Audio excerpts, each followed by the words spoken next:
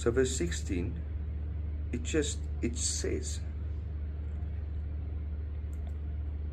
walk by the Spirit, and you will not gratify the desires of the flesh.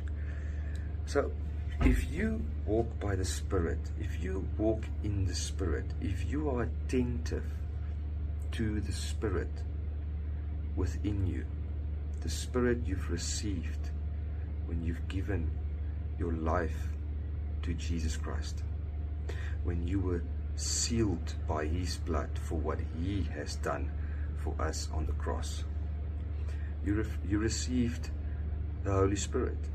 Now, if you walk by the Spirit and let the Spirit teach you and guide you and open the Word for you and renew your mind, and you